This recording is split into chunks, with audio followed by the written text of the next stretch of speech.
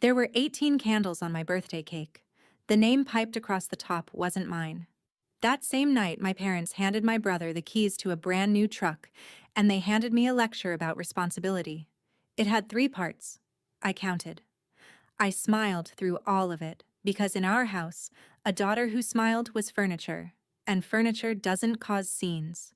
Before sunrise, I was gone. One gray hoodie, $60, and a bus ticket out of my own life. 2 weeks later, my dad called me in tears. "Please," he said, "just come home." It took me 7 years to learn what those tears were really for. When I finally did, I drove back to that town with a folder in my passenger seat, and I ended a story 3 generations older than me. Welcome back to Calm Drama Stories, where quiet women finally say the things families pretend not to hear. My name is Gabrielle. I'm 31, and I work nights in an emergency room in Columbus, Ohio. If you've ever been the one who did everything and was seen for none of it, this story is yours too. Drop a comment and tell me where you're listening from tonight, and be sure to subscribe, because you'll want to hear how this ends. People ask why a nurse keeps receipts for everything. Grocery runs, parking stubs, a text from 2019. I tell them it's a work habit. That's half true. The whole truth starts in Harlan Falls, Ohio, population 4,000 and change, 2 stoplights, one church with good pie and long memories. On Main Street, between the pharmacy and the barber shop, stood a brick building with gold letters on the window. Brennan and Son Hardware. Established 1954. My great-grandfather painted those letters before my father was born. Notice anything about them? The sign never said daughter. It never said family. It said son. Singular, like a law of nature, and the whole town read it that way without ever thinking about it. My grandfather ran that store. Then my father, Dale Brennan, ran it. My little brother Cody was going to run it someday, and everyone knew that before Cody could walk. Me? I stocked its shelves for free every summer of my childhood. I priced washers and cut keys and swept the same oak floor my father swept at my age. I knew that store like a first language. In that store, I learned to count everything. Inventory, hours, the number of times my name got said out loud in a day. Small numbers mostly. I didn't know it yet, but counting would save my life later. Here's what the pattern looked like up close. I was 10, standing on a milk crate in the back room, sticker gun in hand, pricing 3 cases of drawer pulls. Cody was 8, sitting on the counter next to the register, eating a push pop, while Dad showed him how the drawer opened. "He's learning the business," Dad said. I asked if I could learn the register too. Dad didn't even look up. "You're doing fine where you are." The chore chart on our refrigerator had one name on it. Mine. Dishes, laundry, Saturday inventory. Cody's chores were listed as helping Dad, which meant riding along to the lumberyard and getting a hot dog on the way back. Mom kept the books for the store, unpaid. 30 years. You'd think she'd have noticed the math of that. Instead, she enforced it. "Gabby, your brother needs the quiet to do his homework. Gabby, take the small bedroom. Cody needs space for his weights." I want to be fair here, so I'll say it plainly.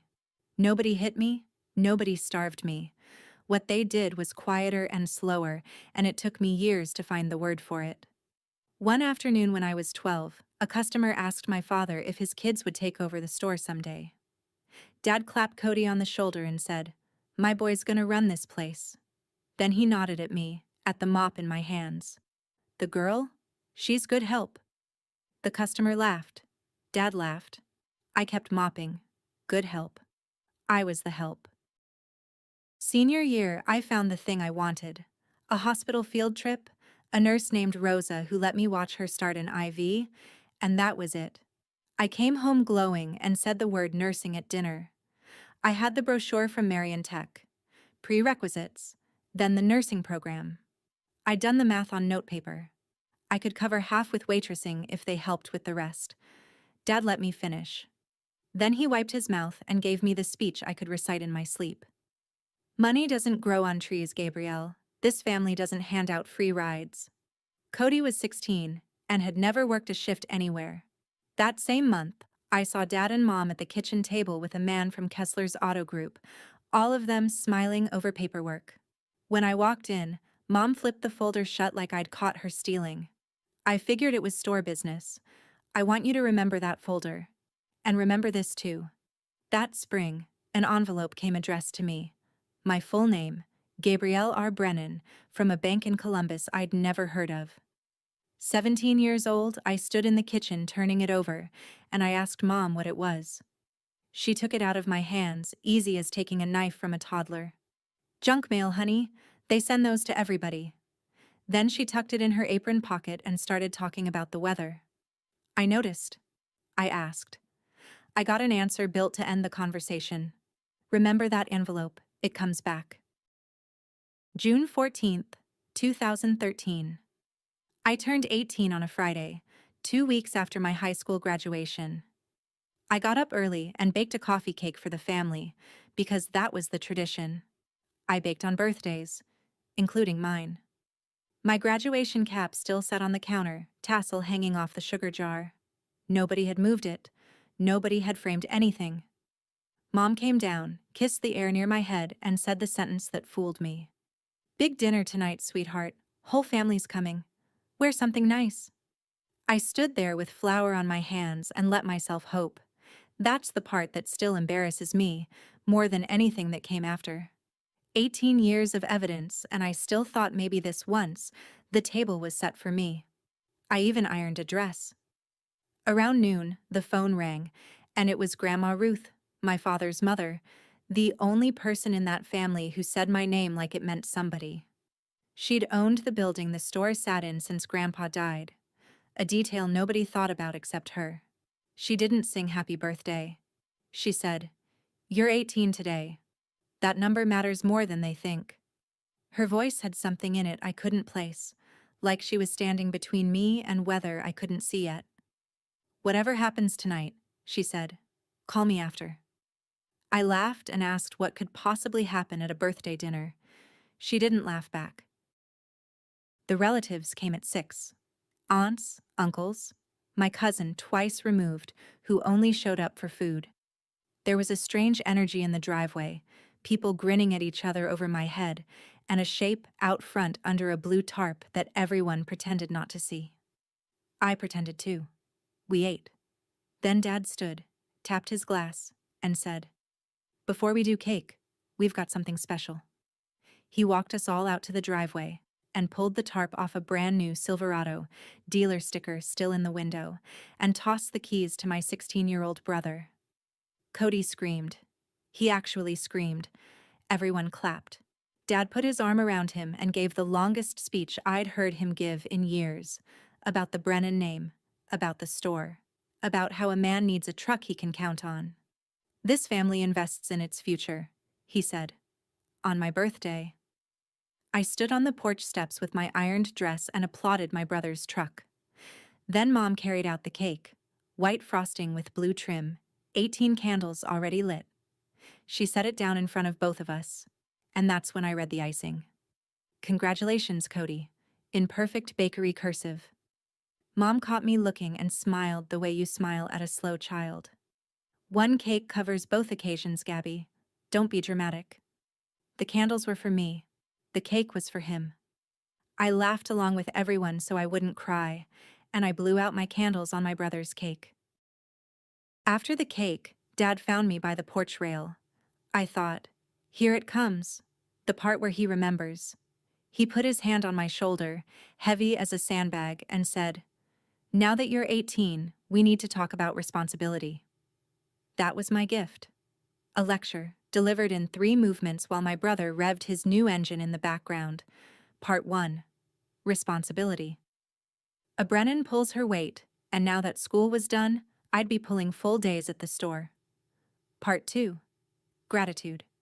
Everything I had this family gave me, and a grateful girl doesn't ask for handouts.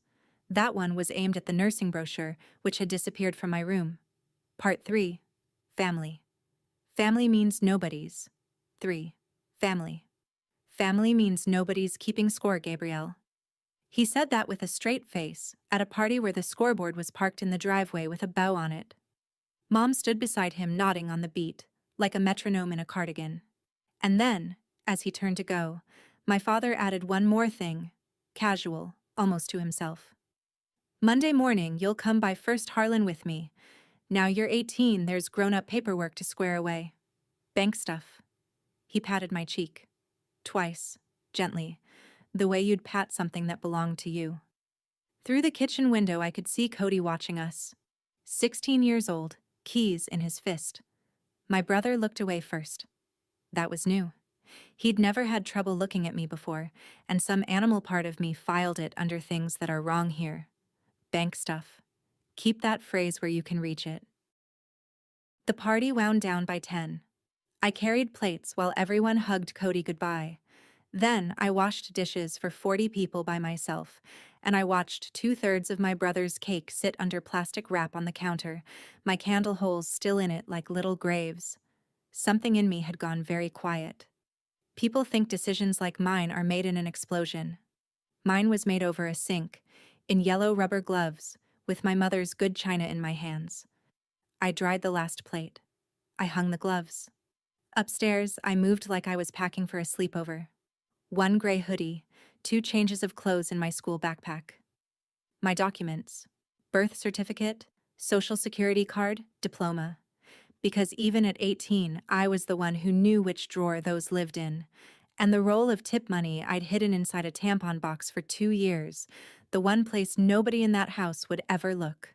$60. I'd had more in the spring. The prom dress Mom insisted on, for Cody's sake, had eaten the rest. A story for another night. I stood in my doorway and looked at the room that had never really been mine, the smallest one, the one Cody didn't want. I didn't leave a note. A note is for people who will wonder. At 4 in the morning, I walked out the kitchen door, past the truck with its ribbon drooping in the dew, and down Route 9 to the Marathon station where the Greyhound stopped. The 5:40 bus to Columbus cost $28. I paid it and didn't look out the window. Columbus at 7 in the morning is loud and completely uninterested in you, which turned out to be exactly what I needed. I had $32, a backpack, and a list forming in my head. Shelter, work, ID, in that order, on a napkin, before fear could get a vote. I spent the first night in the bus station pretending to wait for a bus, spine against a wall, backpack strap wrapped twice around my wrist. Don't let anyone romance that to you. It was frightening, and it smelled like bleach. And I'd do it again before I'd go back. In the morning, a woman at an information desk looked at me for a long second and slid a flyer across the counter. A drop-in center on 4th Street. The drop-in center led to a youth shelter that took 18 to 21s, a bunk, a locker, a caseworker named Miss Petty, who talked like a drill sergeant and kept butterscotch in her desk. On day 3, I used the payphone and called the only number I'd brought on paper. Grandma Ruth picked up on the second ring, like she'd been sitting by it. "I'm safe," I said. "I'm in the city. Don't tell them where." I could hear her breathing, steady as a clock. "I won't," she said. Then, before she hung up, my grandmother said the thing I'd carry like a coin in my pocket for the next decade. "For the record, child, you should have had your own cake. It sounds small. Stand where I was standing, 20 cents poorer, and it was the first time in 18 years anyone had put it on the record at all." By the end of that week, I had a job. Earl's Half Moon Diner off Livingston Avenue, dish pit to start. Earl was 60, built like a mailbox, and hired me because I showed up at 6 a.m. 2 days in a row without being asked. Within a month, he had me waitressing the counter. The work was hot water and burned forearms and quarters counted into a coffee can, and I want to be honest, I was good at it, because I'd been trained my whole childhood to serve people and stay invisible while doing it. Turns out that's a marketable skill. The other waitress on weekends was Tanya Ruiz, 20, loud, generous, studying for her GED on the milk crates out back. She heard where I was sleeping and said her cousin's building had a room, split rent, no questions except one. "You gonna be boring about the dishes in the sink?" First friend I ever chose. Meanwhile, 90 miles up the road, here's what was happening in my parents' house. And I know this because my grandmother told me later, dry as toast. Nobody noticed I was gone until Sunday afternoon. 2 full days.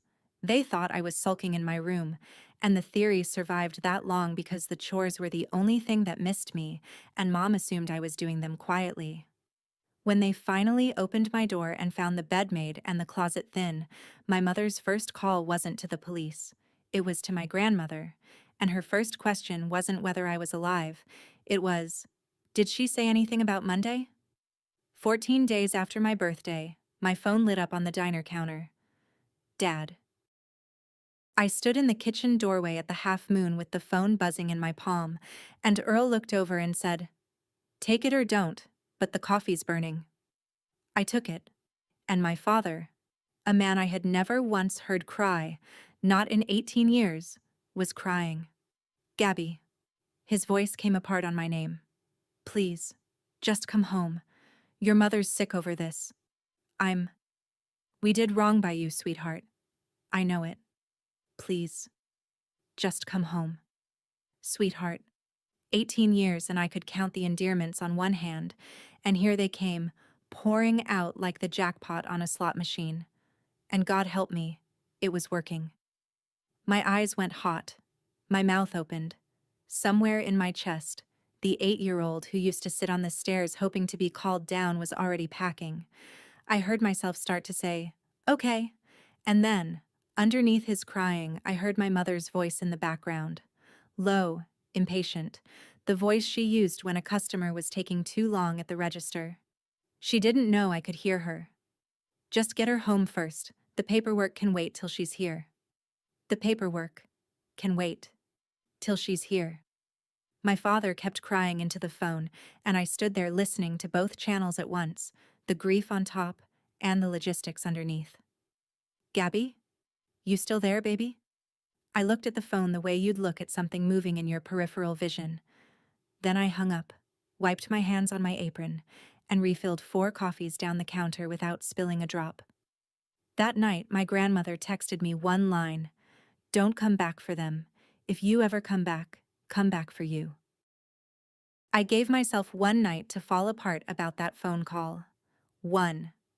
I sat on the fire escape of Tanya's cousin's building with a gas station iced tea and cried until the streetlights blurred, and then I was done, the way you're done with a shift.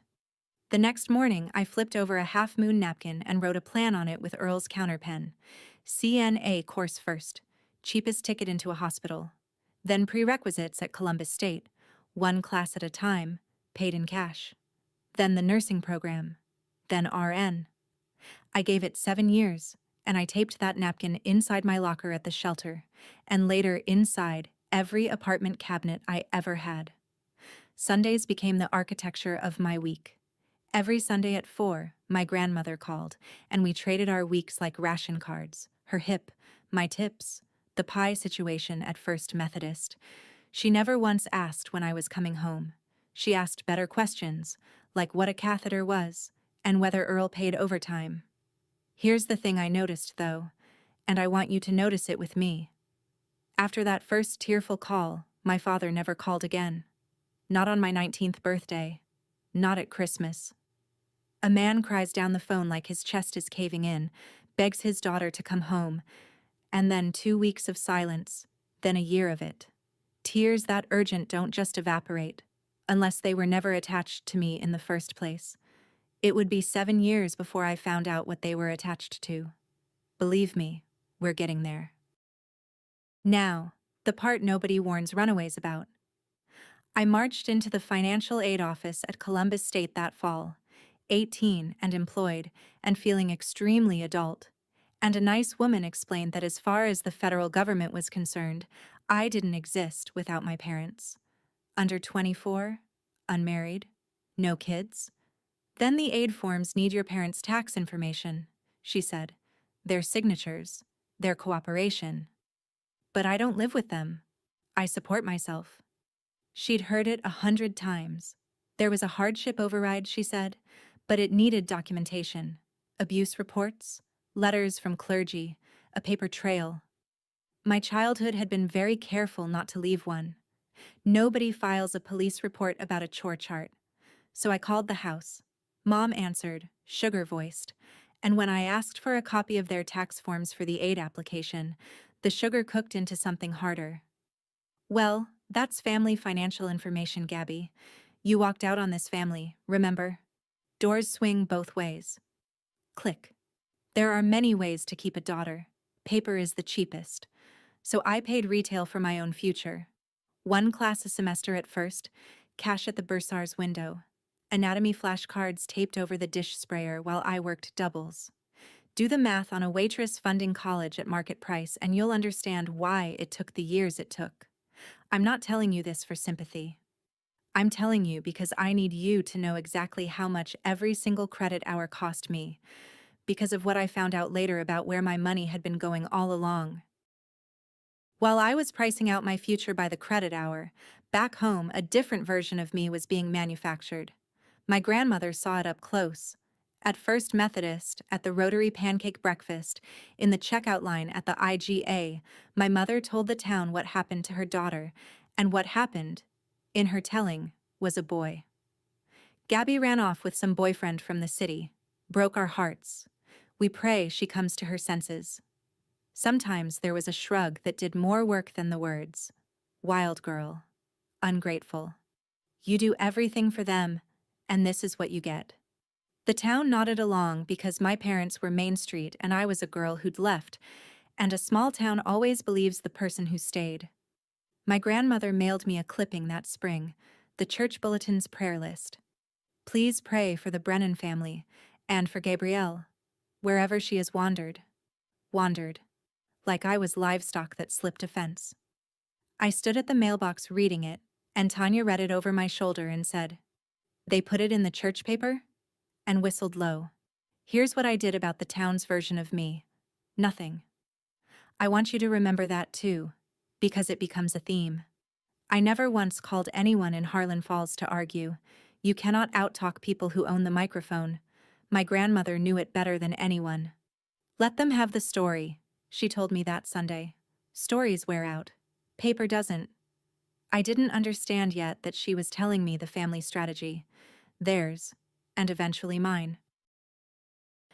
I passed the CNA exam at 19 and got hired onto a med-surg floor at Riverside Nights, the shift nobody wants, and I loved on site. The charge nurse was a broad-shouldered woman named Lorraine Okafor, 20 years in, reading glasses on a beaded chain, the kind of nurse doctors argued with exactly once. My first week, she watched me help a patient to the bathroom, chat with him, settle him back, and move on to the next room. She pulled me aside with 2 fingers. "Where's that in the chart?" I said he'd only needed a hand. It wasn't a big deal. Lorraine took off her glasses, which I'd learn was her way of clearing a space in the world for a sentence that mattered. "Listen to me, baby girl. If it's not written down, it never happened. Not in this building. Chart it, or it's a rumor." Something went through me when she said it that I couldn't have explained at the time. I wrote the note. And then I never stopped writing. It became the spine of how I nursed.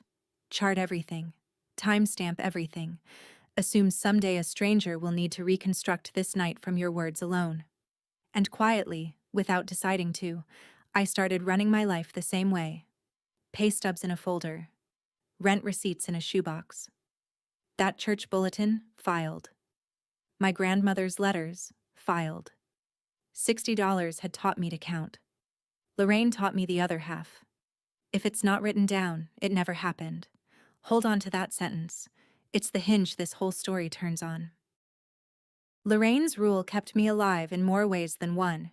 If you've ever had to write things down just to prove to yourself they happened, the slights, the debts, the unfairness nobody else would name, tell me about it in the comments.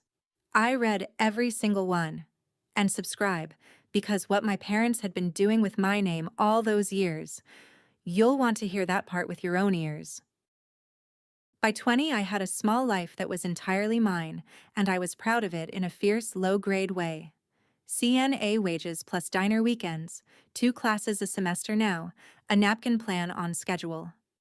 Tanya and I decided to graduate from her cousin's building to a real two-bedroom in Whitehall. Dishwasher, parking, a tree outside the window. We toured it twice. We budgeted it to the dollar. We filled out the application at the leasing office with the ceremony of two women signing a treaty, and the manager ran our checks while we waited. And I watched his face do something complicated at his screen. He asked Tanya to give us a minute. "Miss Brennan, we can't approve you as a leaseholder. There's a credit issue." I told him politely that there had to be a mix-up. I was 20. I had no credit card, no car loan, nothing. I'd never even had a visa. I paid cash for everything, which I'd always thought of as a virtue. He turned the monitor a few degrees toward me, not all the way people do when the news is bad but not technically theirs to deliver. "Ma'am, this report shows accounts going back years, collections activity, charge-offs."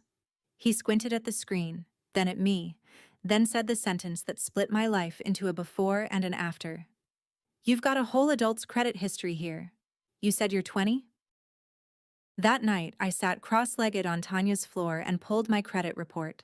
All 3 bureaus, the free ones you're entitled to. My hands already knew before the rest of me caught up. They were doing the thing they do before a code, going calm and cold and precise. The reports loaded. 4 accounts, 2 credit cards, a store card, and a personal line of credit at First Harlan Bank. The bank on Main Street. The one with the lollipops. The one where my father had wanted to take me that Monday. Combined balance, with interest and late fees, $23,400. The oldest account was opened in October 2011. I was 16 years old in October 2011. I sat there doing the arithmetic of my own childhood. The billing address on every account was my parents' house. The mailing address was my parents' house. That envelope when I was 17. My full name. A bank I'd never heard of. Junk mail. Honey. I thought about every lecture my father had ever given me about money. "Money doesn't grow on trees, Gabrielle," delivered while my name was out working for him at 22% interest. "This family doesn't hand out free rides." No, it took them. And then the last puzzle piece slid in so quietly I heard it click. Monday morning, First Harlan. Grown-up paperwork. Get her home first. The paperwork can wait till she's here. They hadn't wanted their daughter back. They'd wanted the signature that would turn their crime into my debt. Tanya found me at 2 a.m. still on the floor. "Gabby, whose accounts are those?" I heard my own voice answer from somewhere across the room. "Mine, apparently. I've been very generous." The next day, I called the fraud department at First Harlan on my lunch break, sitting in my car with a legal pad on the steering wheel, because by then I took notes the way other people breathe. The woman who picked up had the voice of someone who has heard everything twice. I explained. Accounts in my name, opened when I was a minor at a bank I'd never walked into as a customer. She didn't gasp. That told me plenty. "Ma'am, was your social security number available to a parent or guardian?" I said yes. Date of birth listed on the application may have been altered. Lenders don't verify age against the card. She walked me through it like a recipe she knew by heart. To dispute the debt as fraud, I'd need a police report and a federal identity theft affidavit. On that affidavit, there's a line where you name the person who used your identity, and you sign it under penalty of perjury. "Most young people in your situation never file," she said, and for the first time her voice dropped its uniform. "You want to know why?" I said I thought I could guess. "Because in cases like yours, honey, the name that goes on that line is usually a parent." I sat in the parking lot watching heat come off the asphalt. I asked the question I already knew the answer to. What happens if I don't file? Papers shuffled softly, 90 miles away. Then legally, the debt is yours. All of it. $23,400 or my father's name on a federal form. Pick one, Gabby. There's no door number 3. I called the house that Sunday, after my grandmother's call, so I'd have something steady in my ear first. Mom answered. I kept it clinical. I'd seen my credit report. I knew about the 4 accounts. I knew the oldest one was opened when I was 16. There was a pause with a whole cathedral of silence in it, and then my mother, never raising her voice, that was always her genius, did a lazy loop of the classics. I was confused. Banks make errors. And if there were accounts, well, households share expenses. And hadn't I lived under that roof rent-free for 18 years? Rent-free. I heard a rustle, and then my father's voice took the phone, and there was no confusion in it at all. He didn't ask what accounts. He didn't say, "What are you talking about?" He said, "Family money is family money, Gabrielle." Slow and patient, like he was teaching me to read. "You'd have wasted it on yourself anyway," he said. "Some overpriced school.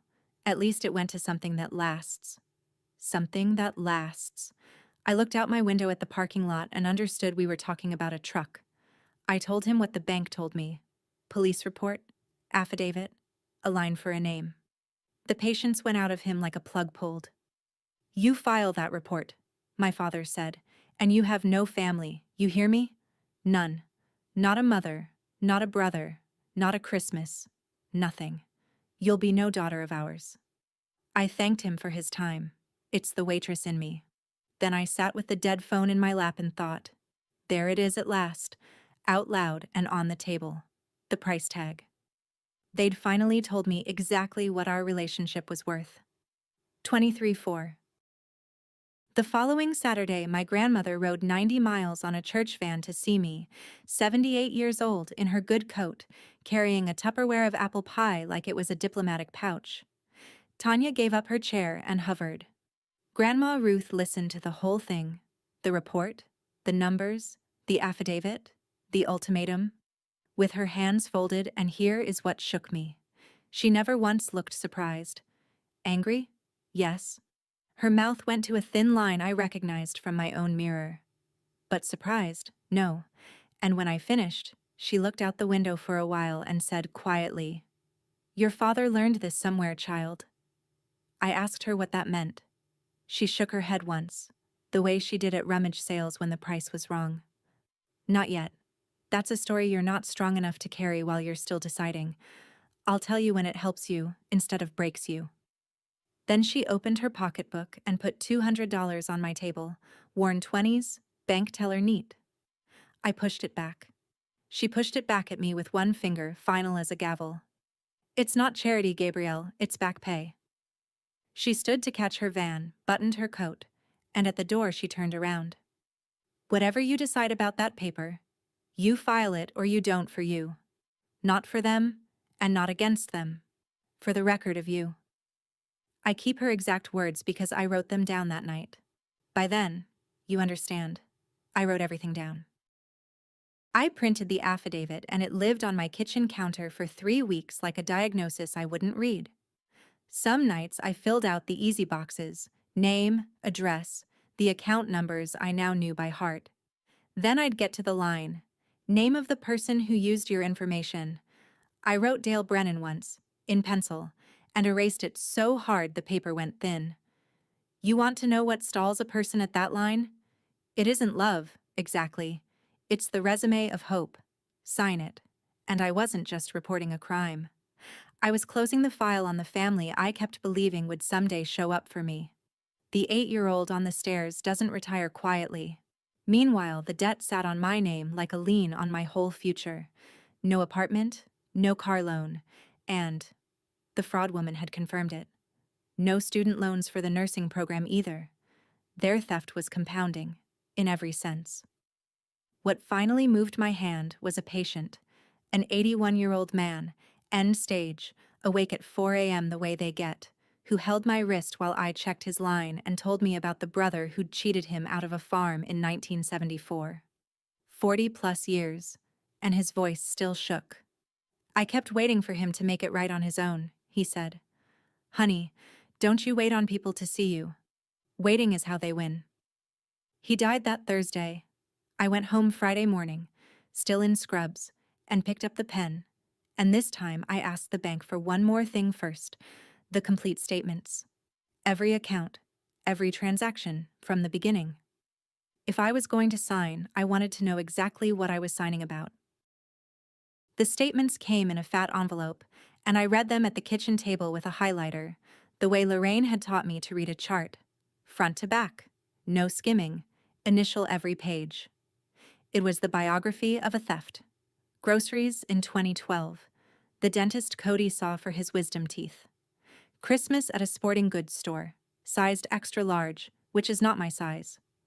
My name, 16 years old, quietly co-signing a household from inside a tampon box economy where I hid my own tips. And then I turned to June 2013 and found line 41. Cash advance, $4,800, June 11th, 2013. Kessler's Auto Group. 3 days before my 18th birthday. I put the highlighter down. I remember the refrigerator hum got very loud. June 11th. The folder that snapped shut when I walked into the kitchen.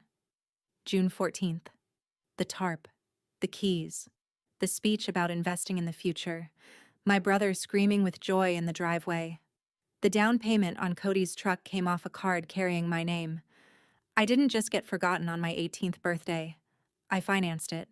The lecture about responsibility was delivered to the person already paying for the party. I sat very still for a long time, and something remarkable happened. My hands stopped shaking. All the grief I'd been dragging around finally set, like a fracture setting, into something clean and load-bearing. I printed that page separately. I folded it in quarters, and it went in my wallet behind my nursing badge, and I want you to know it is in my wallet tonight, 11 years later, soft as cloth at the creases. Some people carry photographs. I carry line 41. Monday morning, I drove to the police substation on the east side, before my shift. In the rain, because if I waited for a sunny day, I'd wait forever. A detective named Ramos took me to a desk with a coffee ring on it and read my folder in the unhurried way of a man who has seen every kind of family there is. "You understand this? Name's your father," he said. Not a warning.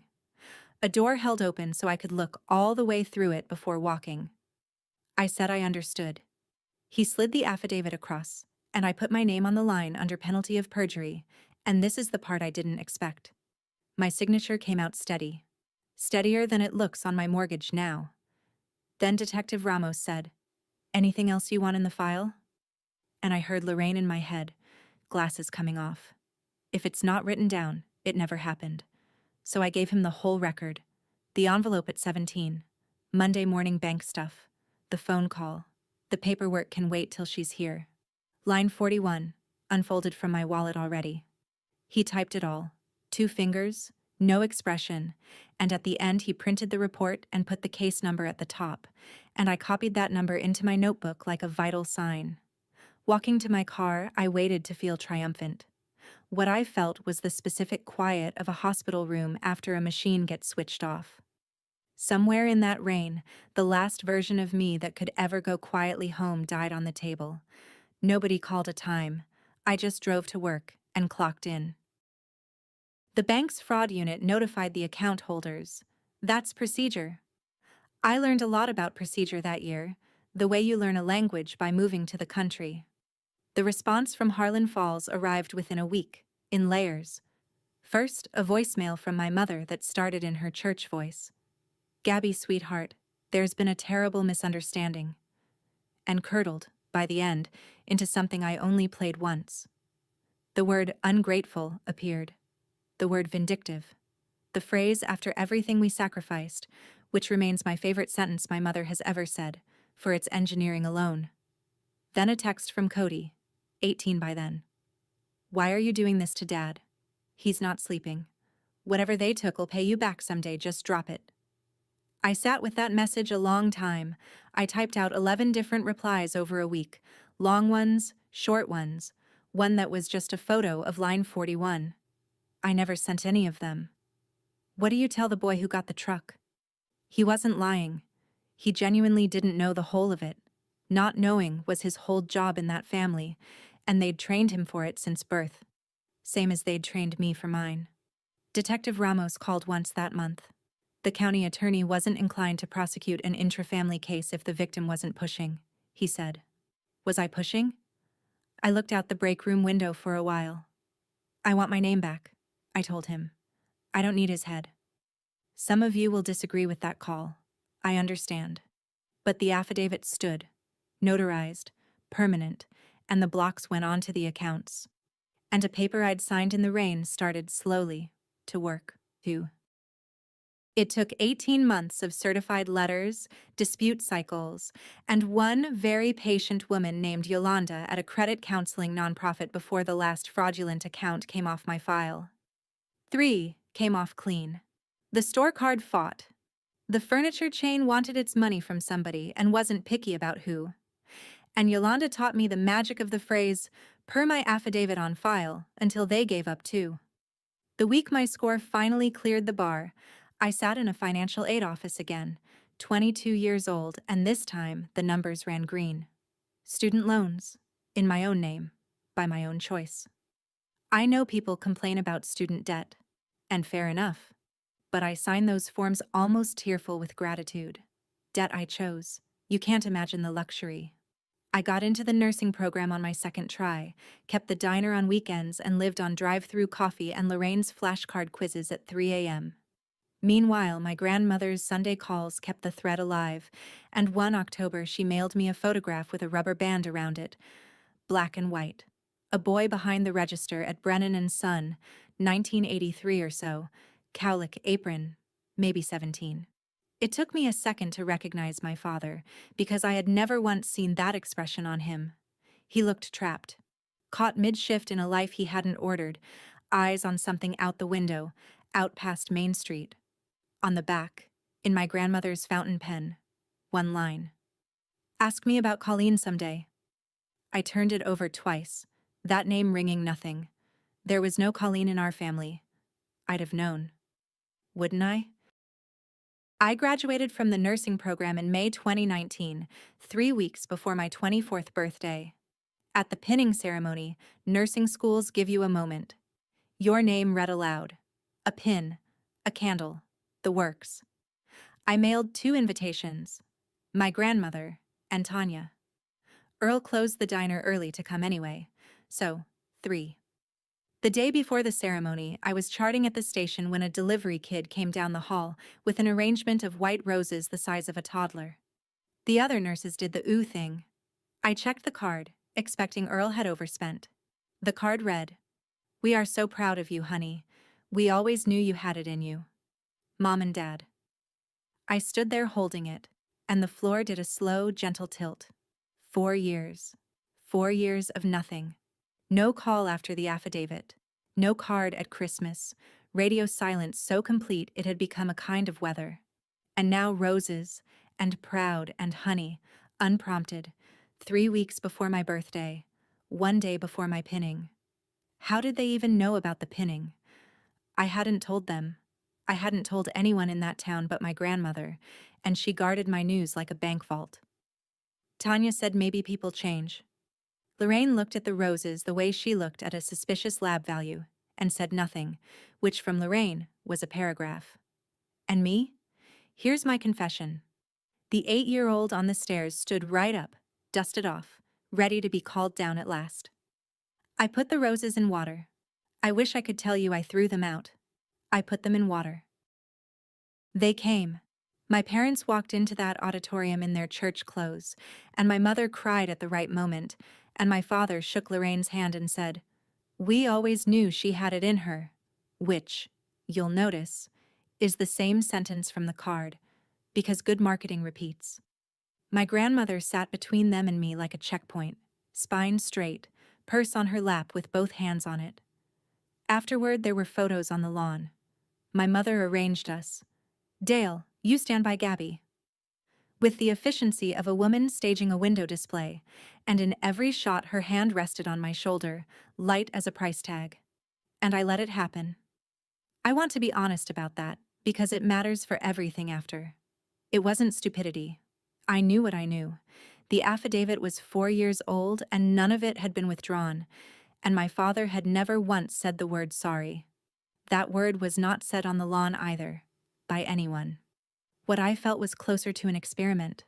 Some clinical part of me stood outside the frame, arms folded next to Lorraine, taking notes. Subject's family exhibiting affection, onset sudden, etiology unknown. But the rest of me, the stairs kid, was warm for the first time in years, and warmth is a hell of a drug. As they left, my father squeezed my elbow.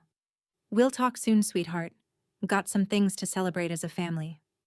My grandmother watched their taillights leave the parking lot, then turned to me and said, "Lo, watch what they ask for next." I told her she was being dark. She patted my cheek, twice, gently, and got in Tanya's car. The campaign that followed was beautifully run. I say that with professional respect, the way you'd admire a clean surgical field. Mom called every week, always Sunday evening, right after my grandmother's slot, which I noticed and hated myself for noticing. She kept it light for months. Weather, church gossip, Cody's promotion to floor manager at the store, a recipe for chicken and dumplings. Never the affidavit. Never the 6 missing years, which had been repackaged as all that unpleasantness, a phrase that did more lifting than a forklift. And then, October, the ask, soft as a slipper. "Come home for Christmas, Gabby.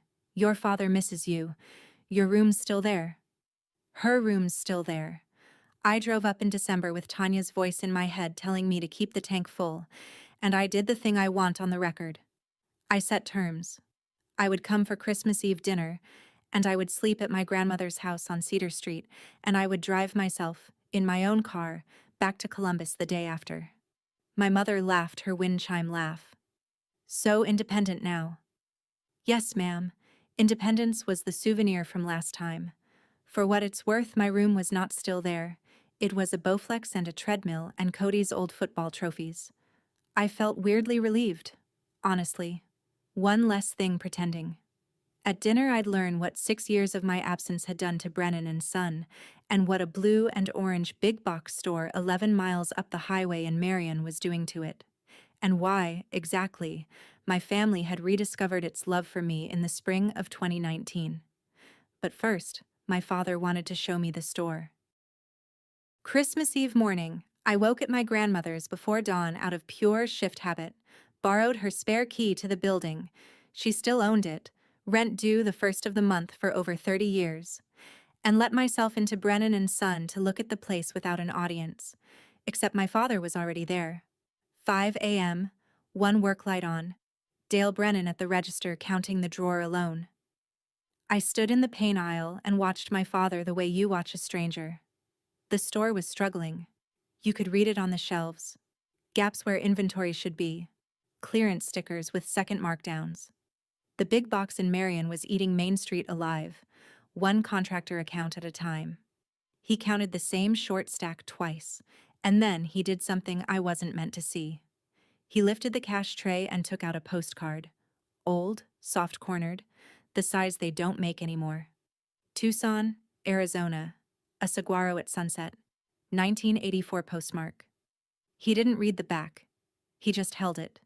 Both thumbs, the way you hold a pulled tooth. And then he put it back under the tray and squared the drawer on top of it, like he was closing a grave. Standing in the dark of the aisle, I felt something I had no storage for.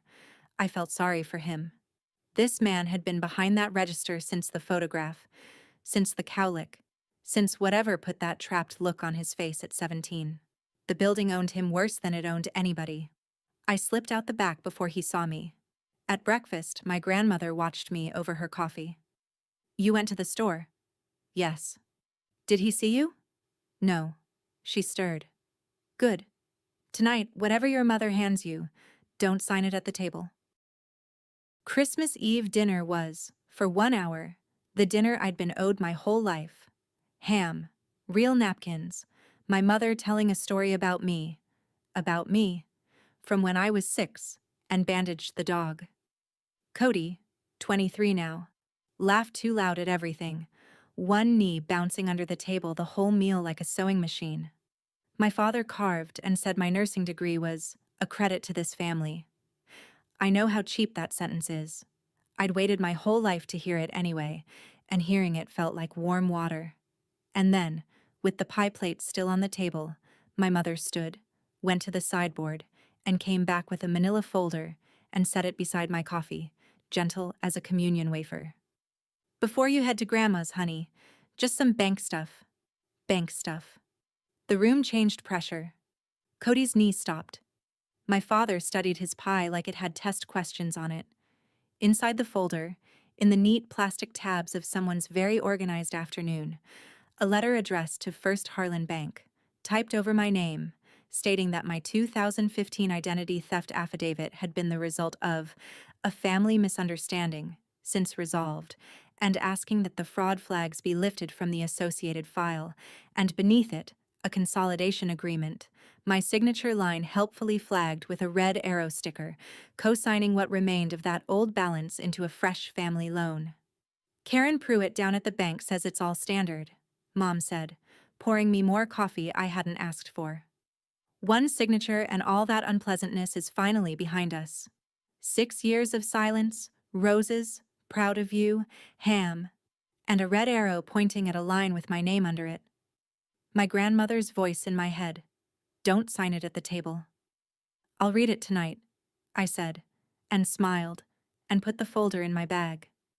My mother's smile flickered, a bulb browning out, half a second, then came back on. Of course, honey, you always were careful. At my grandmother's kitchen table that night, under the yellow light, I read every page the way Lorraine taught me.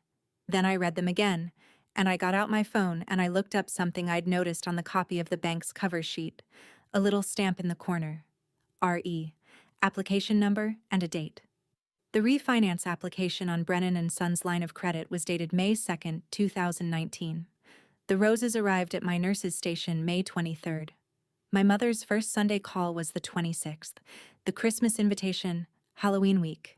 I sat back and let the timeline assemble itself, tile by tile, because a timeline is just a chart, and charts don't lie to you. The store was drowning. The big box had taken the contractor accounts. They'd gone to First Harlan for a lifeline. And First Harlan's underwriter had found, sitting on the family's file like a rock in the driveway, an unresolved identity theft affidavit, sworn, notarized, naming Dale Brennan. Banks don't refinance around a live fraud record. The bank needed it cleared. Clearing it needed me. And so, 21 days after the paperwork stalled, roses. We are so proud of you. We always knew. The pinning, the photographs, the ham, the story about the dog. I took out my wallet and unfolded line 41, soft at the creases, and laid it on the quilt next to their letter, the one where I was supposed to swear my own affidavit had been a misunderstanding. 2 documents, side by side.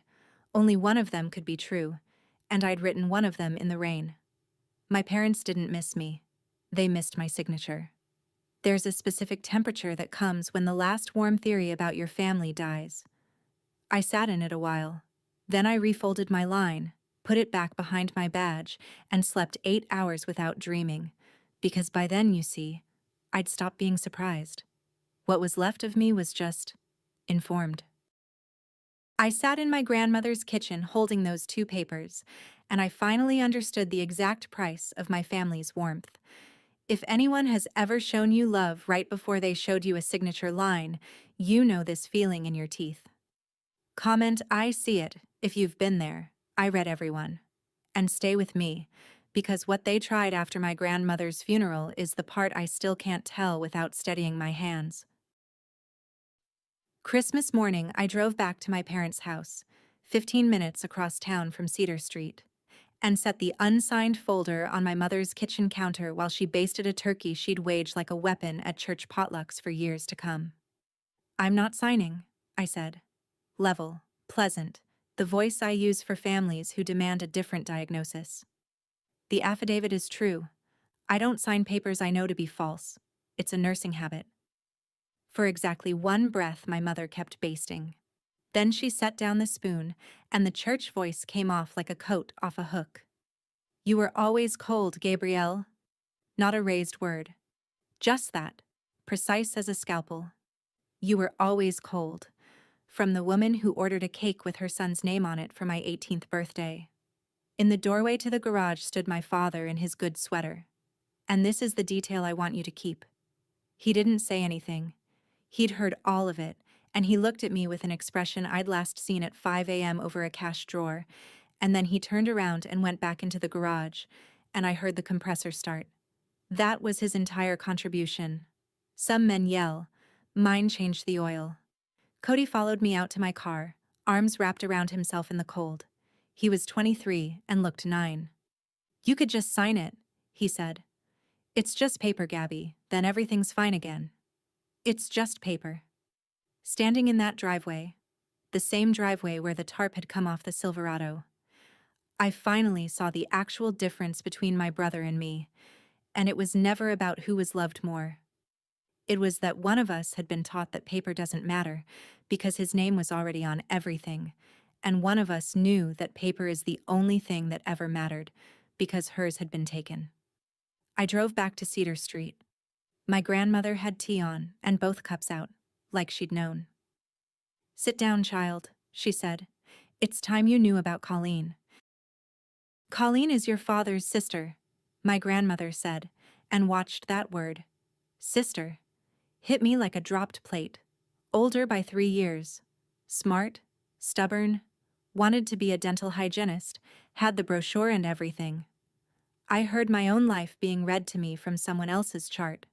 In 1983, Colleen's certificate program money, a passbook account my grandmother had been feeding since Colleen was born, was emptied by my grandfather to cover the store's spring order after a bad winter. No discussion. Family money is family money. Colleen found out, said her piece at the register in front of customers, and left town 3 weeks later at 19. The town got told she ran off with a trucker. The prayer list got her name, and the family got a rule that was never written anywhere, but governed everything. We don't speak of her. Your father was 17, my grandmother said. He watched all of it. He watched what it cost to leave, and what it paid to stay. He was the son, staying paid. She slid the sugar bowl at me and delivered the rest with her eyes level. Colleen wrote letters home for years. My grandfather sent them back unopened, returned to sender, in his handwriting. When Grandma tried writing back on her own, he burned the reply on the stove burner, so she started keeping a post office box across the county line and paid for it in cash, and wrote to her daughter in secret for 26 years. Colleen died in Tucson in 2009, ovarian cancer. My grandmother took a bus to the funeral alone and told everyone at First Methodist she was visiting a cousin. Now, she said, the part you came for. She looked at her hands. The night you left, I called your father. I told him, get that child home and make it right, or the building and everything in it goes back to me. Lease was up in March anyway. She met my eyes. Those tears on the phone were real, honey. They just weren't for you. Nothing in that house has been for a daughter in 60 years. It's not a family, Gabrielle. It's a store with a family attached. We sat with all of it while the tea went cold. 2 women at a table, 1 lamp, half a century between our versions of the same story. Then my grandmother went to the hall closet and came back with a hat box and set it on the table like the next item of business. Inside were papers. Her deed to the building, 1987. Her name alone since Grandpa died. Rent ledgers in her looping hand, every first of the month for decades. I'm 83, she said. No drama. A woman reading a gauge. When I go, there will be a will, and you will be in it, by name, as exactly what you are, my granddaughter, Gabrielle Ruth Brennan. She tapped the table once. For the record. There it was again. Her phrase, the one from the payphone, you should have had your own cake, for the record. And I finally heard it for what it was. Not a figure of speech. A doctrine. Her whole life inside that family, the men had owned the story. What got said at church? Whose name went on the sign? Which daughters had ever existed? She couldn't beat the story, so she'd quietly kept the records. The deed, the ledgers, a post office box across the county line, 26 years of letters to a daughter who didn't exist. The men owned the narrative. She owned the paper. And the paper, she'd learned, wins late, but it wins. I need you to hear this part, she said, taking my hand, her rings loose on her knuckles. Your father will not take that will quietly. When the time comes, he won't fight you with fists or even with lawyers. Not at first. He'll do what this family has always done to its women. He'll act like you were never here. I asked her what I was supposed to do about that. My grandmother smiled, and for a second she looked exactly like the photograph of her son, if the trapped boy had gotten out. "You're a nurse," she said. "What do you do when it isn't written down?" The next 4 years, I built the life the town said I'd wandered off from. Finished my BSN online in 18 months, moved to the ER at Grant in Columbus.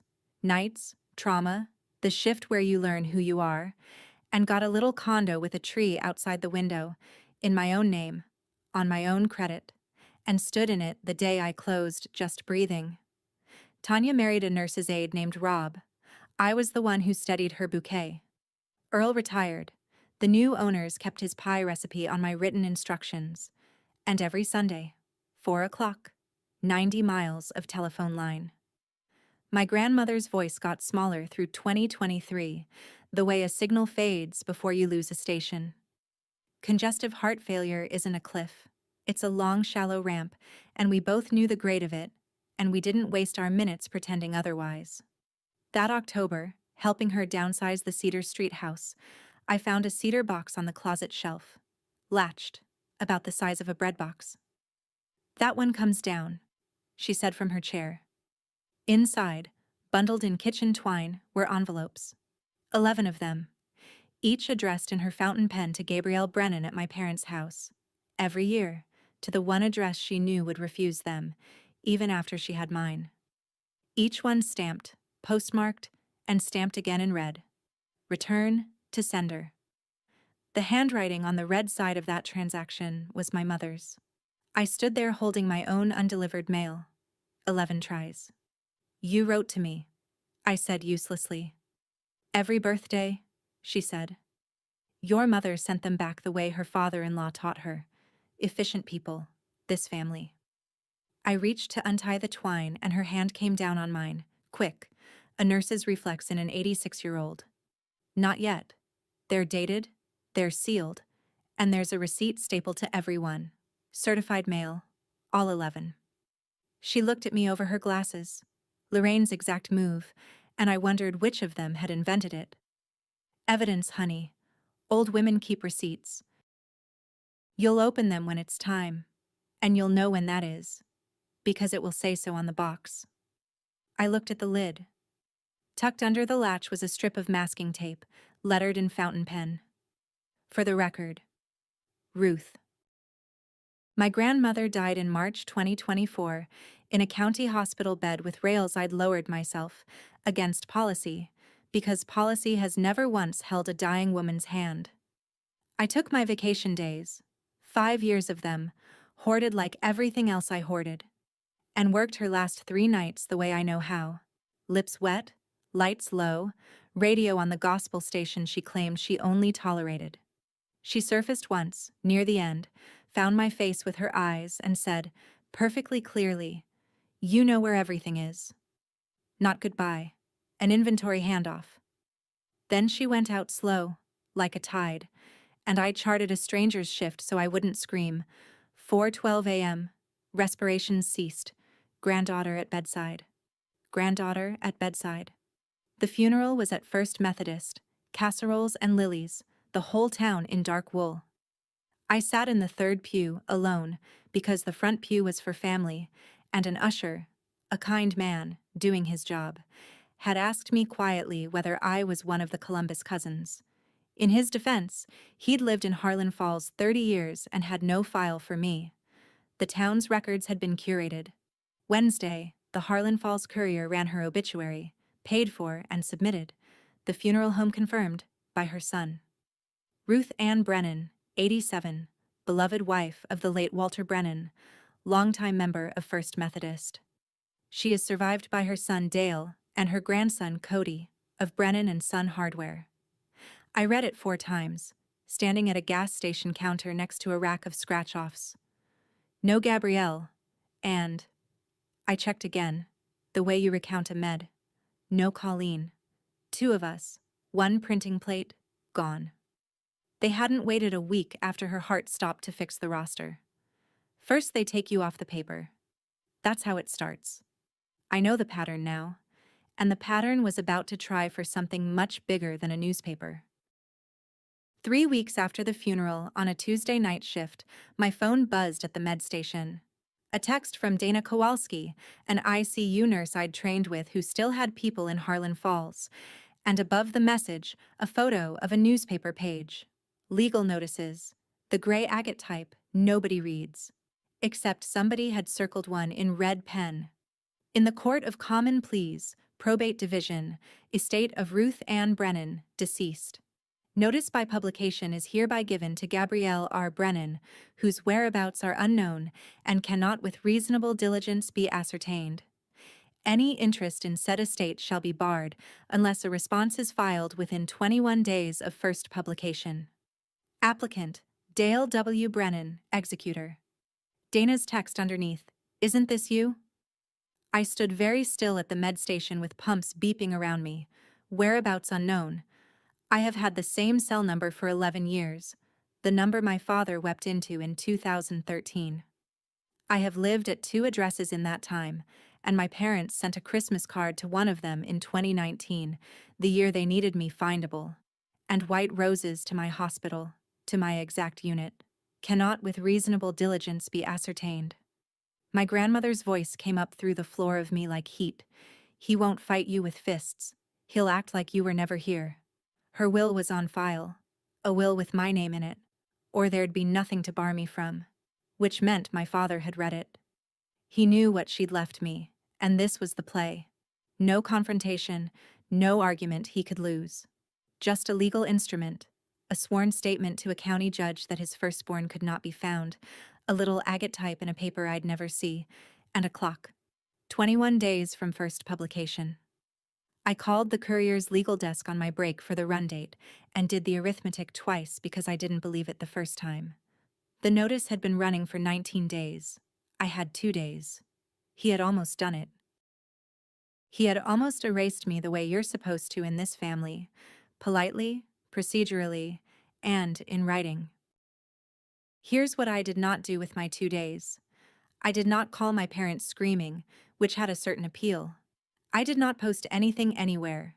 Rage is loud and useless, like an alarm nobody's assigned to. What I did was clock out at 7, sleep 4 hours because a nurse with no sleep is a danger to her own case, and at 11 a.m. I was on the phone with the probate clerk of the county, speaking in the calm, spelled-out sentences I use for poison control. The clerk was helpful, the way clerks are when you're polite and specific. Yes, the estate was open. Yes, notice by publication had been granted on the executor's affidavit that my address could not be found with reasonable diligence. Yes, I could still file an entry of appearance and a response. Before the bar date, in person was safest. And then the clerk said, with the mild bored kindness that I will love forever, "You'd be surprised how often the missing heirs turn out to have the same last name as the executor." So it had a genre. Even at the courthouse, it had a genre. I took a personal day. My manager stared. I hadn't taken one in 5 years. And then I sat down at my kitchen table with coffee and did what my grandmother trained me to do without ever using the words. I pulled the file, because here's the thing about being the family's erased daughter and also being a nurse trained by Lorraine Okafor and raised, in the ways that count, by Ruth Brennan. I had spent 11 years accidentally preparing for exactly this. They were counting on a girl who'd vanished. What was coming for them instead was a records department. I laid it out on the kitchen table in the order a stranger would need to understand it, tabbed and labeled, because the judge would be a stranger and strangers believe folders, not feelings. Tab 1, Identity. Birth certificate, driver's license, utility bills. Gabrielle Ruth Brennan. Findable at the same address since 2021. Tab 2. They know where I live. The 2019 Christmas card from my parents, kept with its envelope. My address in my mother's handwriting. The florist's delivery slip from the pinning. My hospital. My unit. Cell records showing calls from the house number to mine, Sunday after Sunday, 2019 into 2020. Tab 3. The pattern. My 2015 identity theft affidavit and the police report number, establishing in a sworn federal document my father never contested, that this executor once used my identity when it was profitable and knew precisely where I was when he needed it. Tab 4. The letters. 11 sealed envelopes to me in my grandmother's hand, each with its certified mail receipt stapled on, each stamped, "Return to sender" in my mother's handwriting. An 11-year paper trail of this family knowing exactly who and where I was, and sending me back like a defective part. I stapled nothing myself. Ruth had already stapled everything. I just put her work in order, and somewhere around midnight I sat back and looked at the table and laughed. Once, at the size of it. 11 years of my life, written down. They had the sign, the store, the church, the paper, the whole town's mouth. Fine. I had the receipts. Line 41 came out of my wallet one more time and went into tab 3, in a plastic sleeve, like the relic it is. Then I slept, showered, put on the navy suit I bought for conference presentations, and drove 90 miles to the county courthouse to introduce the court to a woman whose whereabouts were unknown. The filing itself took 11 minutes, which is the great secret of courthouses. The building is dramatic. The counters are not. Entry of appearance, response of interested party, my folder accepted, stamped, scanned. The clerk compared my license to the notice, looked up with one eyebrow at a fully ascertained woman standing at her window, and said, "Well, you look found to me." Then, because probate files are public, I asked to read my grandmother's will, and a deputy clerk set me up at a wooden table with the original in a numbered folder. Last Will and Testament of Ruth Ann Brennan. Her voice came off the page so strong I had to stop twice. To my son, Dale, the Cedar Street house and its contents. To my grandson, Cody, the Buick and $10,000, on the condition he changes his own oil, which I know he can't. Classic Ruth. A joke, notarized. And then, item 4. To my granddaughter, Gabrielle Ruth Brennan of Columbus, Ohio. Of Columbus, Ohio. Right there, in a document her executor swore he couldn't trace. I give and devise the commercial building at 114 Main Street, Harlan Falls, together with all rents and appurtenances, and my cedar keepsake box, which she knows. And this instruction, which I direct be read aloud. Everything with your name on it is yours, child. See that your name is on the right things. The clerk pretended not to watch me read it. The building. She'd left me the building. The brick under Brennan and Son Hardware, the ground under the gold letters, the rent due the first of the month. My middle name is Ruth, because she outstubborned my father over a hospital form 30 years ago. That was the first thing she ever put on the record for me. This was the last. In the margin of my copy, I wrote the date, the way I sign a chart. And then I sat in my car in the courthouse lot and cried for 9 minutes exactly like somebody who is not going to do it again. And then I fixed my face, because there was a hearing in 6 days. And I knew, everyone now knew, that my father would be there. He found me in the hallway outside the probate office 5 days later, the day before the hearing, which I'd expected. Institutions have hallways, and hallways are where my family does its real business. My parents came at me together, my mother in her funeral coat, my father in the good sweater, both of them older in fluorescent light than they were in my head. And Dale Brennan looked at his firstborn, located, ascertained, holding a folder and opened with, "You'd take the store from your own family." No hello. 11 years, no hello. I had promised myself the hallway version of me would be the MedStation version, flat, factual, unhurried. And I'm proud to report she showed up. The store's not in the will, Dad. The building is. Grandma's building. The one she owned every day of your life. Same thing, he said. And there it was. The entire cosmology in a coin toss. The family's things and his things. One pile, always. My mother stepped in, wet-eyed, hand out. "Gabby, sweetheart. Grandma was very old and you know how she got. Your father built that store. You'd put your own brother on the street over some Misunderstanding from years ago? That word again. Their whole vocabulary was load-bearing. I looked at the two of them, and I took out my wallet, and I unfolded the soft gray page from behind my badge, and I held it up, not handing it over, just showing, the way you show an X-ray. Line 41, I said. June 11th, 2013, $4,800, cash advance, Kessler's Auto Group, on a card with my name on it. You want to talk to me about family, Dad? That's the only invoice you've ever sent me, so let's stay factual. My father's face did something I had never seen it do in my whole life. It went uncertain. My mother started to speak and he touched her arm. The same gesture he used on me at 18, twice, gently, and steered her toward the courtroom doors. Over his shoulder, quiet, not for the hallway. This isn't finished. He was right about that much. At 9 o'clock that night, my apartment buzzer rang. Through the intercom static, I heard my father's voice say my name, and I stood in my kitchen for a moment with my thumb over the button, understanding that whatever came up those stairs was the last version of this family I would ever be offered. I buzzed him in. Dale Brennan stood in my doorway in his canvas jacket, hat literally in his hands, working the brim like a rosary, and he was crying. Second time in my life I'd seen it. The first was 14 days after my 18th birthday, through a telephone. Please, my father said. Just come home. Word for word. 11 years, and the script hadn't changed, and I stood there feeling the sentence land in the exact old crater it had made the first time. He came in. He sat at my little table too big for the chair, and he laid it all out with his rough hands opening and closing, and I will tell you honestly, it was everything. It was the whole catalog I had wanted since I was 8 years old. Come home, Gabby. Thanksgiving at the table, your chair back. Your chair, like it had been holding my place. Your mother's sorry, she doesn't know how to say it. I'm saying it. I'm sorry. We'll put your name up at the store. Brennan and family, how about that?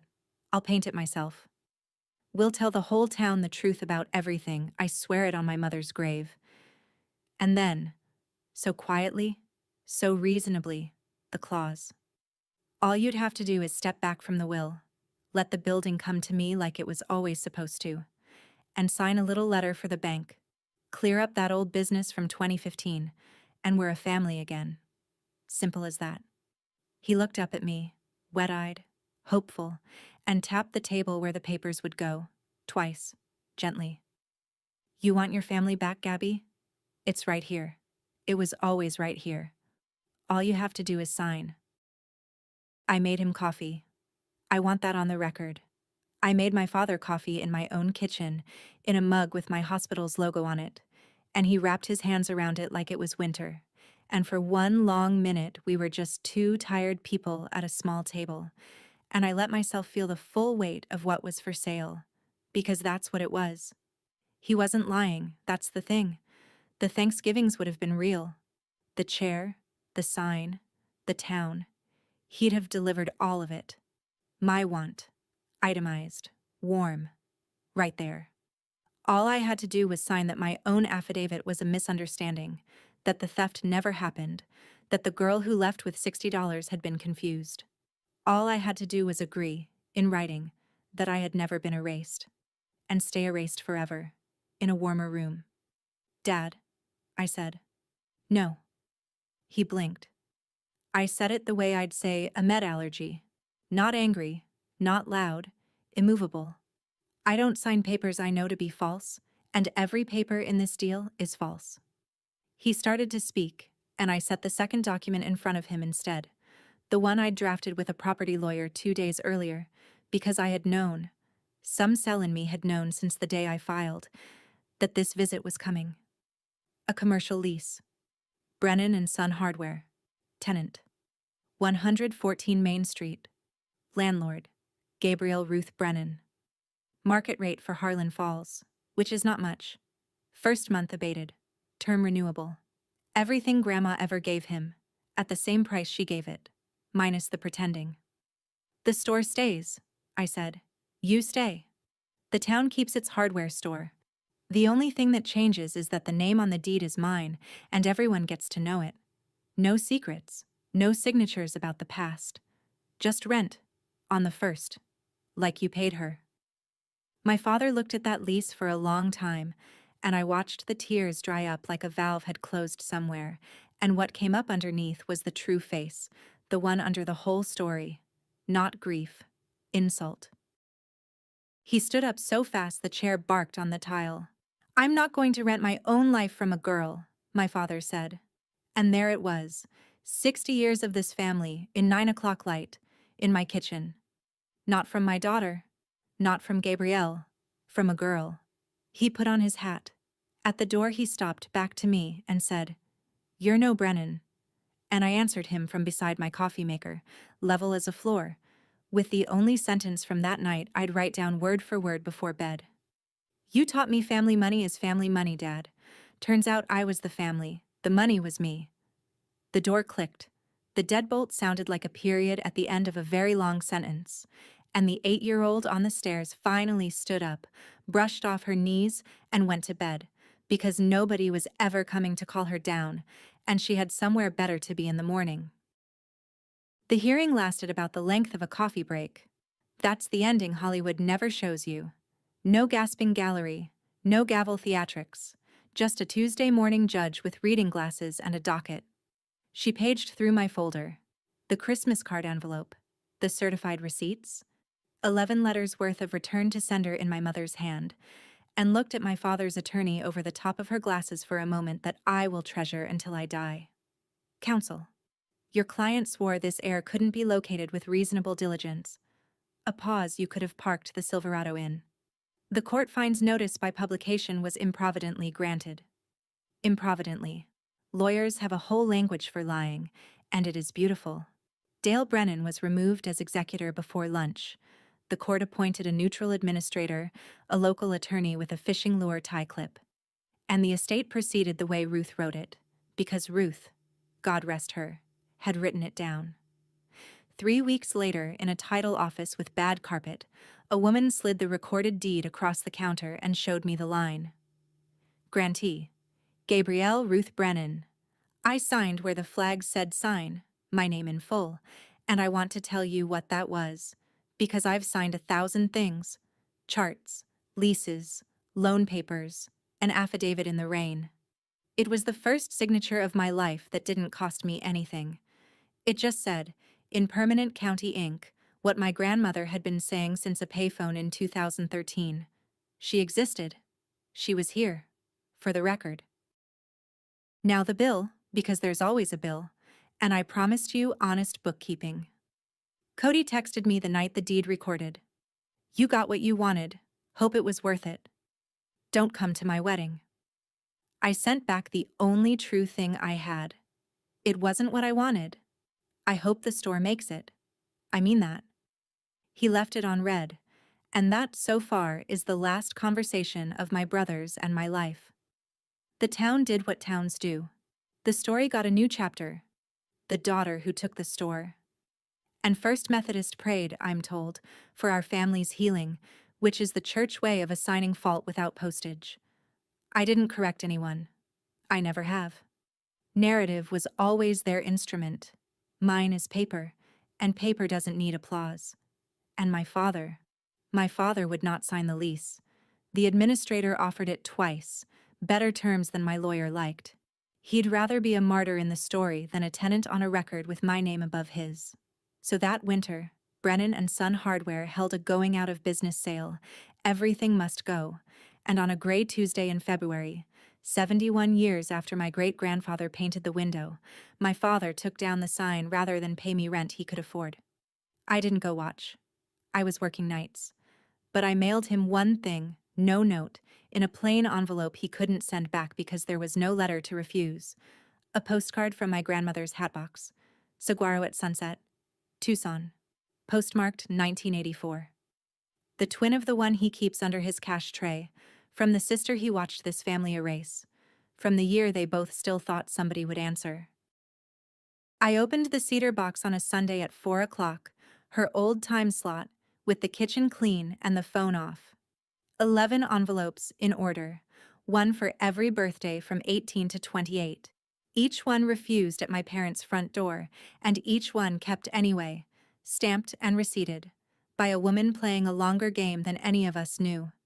Every letter began the same way. To my granddaughter, for the record. The first one, June 1013 crossed out, her pen correcting itself, June 2013. For the record, you should have had your own cake. You will not believe me yet, but leaving was the bravest thing a Brennan woman has done in 60 years. I am not worried about you. I am worried about them, because they have just lost the only one who ever did anything without being paid. The 2019 letter, the year of the roses. Watch what they ask for next, child. Warmth from cold people is an invoice. And the last one, her handwriting gone wide and effortful, 2023. Someday make a cake with your name on it so big it embarrasses the frosting. That's all revenge ever needs to be. I read all 11 at that table in order, and it took the afternoon, and I'm not going to pretend to you that I did it dry. But here's what I understood when I finished. For 11 years, while a family and a town swore I had wandered off the map, somebody had been writing me back into existence, one birthday at a time, certified, receipted, sealed. I hadn't been erased after all. I had simply been filed somewhere they couldn't reach. The building got painted in June. I hired a crew out of Marion, and I drove up on a Saturday to see the scaffolding come down. New sign bracket, new awning, and on the window, where gold letters had said one thing for 71 years, just the address for now, 114 Main. But here's a thing about old paint. It ghosts. Under the fresh coat, in the right afternoon light, you can still read the shadow of it. Brennan and Son. I told the painters to leave the ghost alone. History doesn't need erasing. That's their move. And look where it got them. It just needs to stop being the landlord. Speaking of which, the first tenants signed in July, two sisters, the Okonkwo girls, who grew up over in Marion and made sourdough that caused traffic. A bakery, at 114 Main. My lawyer raised an eyebrow at the below-market first year I gave them, and I told him what my grandmother told me at a card table in 2015 when she slid $200 across it and wouldn't take no. It's not charity.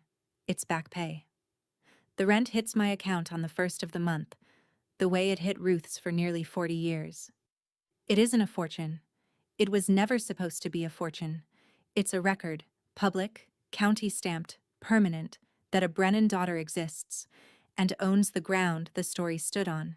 Grantee, Gabrielle Ruth Brennan. Some mornings the sisters send me a photo of the case, croissants at dawn where the key cutter used to be, and honest to God, the smell of bread coming out of that building has done more for Main Street than the sign ever did. So, the accounting. Since I promised you honest books. My parents still live in Harlan Falls in the house with the driveway. My father does small engine repair out of the garage. The compressor got its wish. And the town still holds them gently, because towns keep the stories they're comfortable in, and I've made my peace with being the villain of a story I've never once been asked to tell. Cody works at the big box in Marion, aisle 9, hardware. I know because Dana sees him there. There's a joke in that somewhere, but I don't make it, even privately. He married in the fall. I wasn't there. The name on the sign didn't save him either. That's the part nobody in that house has said out loud yet, that the ledger only ever ran one direction, and when I stopped feeding it, it ate the sun too. This past June, a card came to my apartment. My mother's handwriting, the first mail from her since the Christmas card the year they needed my signature. A birthday card, drugstore roses on the front.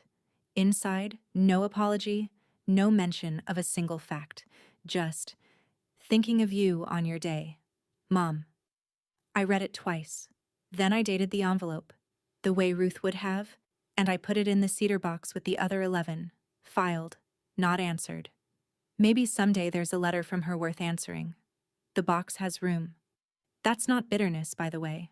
That's just where correspondence goes when it arrives 40 years late and paid in full by somebody else. My 31st birthday was this past June 14th. I worked the night before. Some things about me are not fixable. And then my kitchen filled up. Tanya and Rob, Lorraine with her reading glasses on the beaded chain, the Okonkwo sisters up from Harlan Falls with a white bakery box riding in its own seatbelt. Inside was the cake. White frosting, blue trim. I'd asked for that on purpose. You take the pattern back, or it keeps you. And across the top, in letters so big they crowded the edges, so big they embarrassed the frosting. Gabrielle. The sisters swore the piping tip had never written anything bigger. I lit the candles myself. Here is what I know now that I didn't know at 18, standing over a cake with somebody else's name on it, laughing so I wouldn't cry. Nobody is coming to hand you your place in this world. The people who were supposed to save you a seat will sell it to keep an old sign lit. So you build your own table, you put your own name on it in writing, and you let that, finally, be the record. 18 candles on a cake that wasn't mine. A single line on a statement. $4,800, 3 days before my birthday. 11 letters stamped return to sender. If you've ever had to write yourself back into your own story, tell me in the comments. I read everyone. And if this story kept you company tonight, subscribe to Calm Drama Stories. Somewhere out there, another quiet woman is building her own table.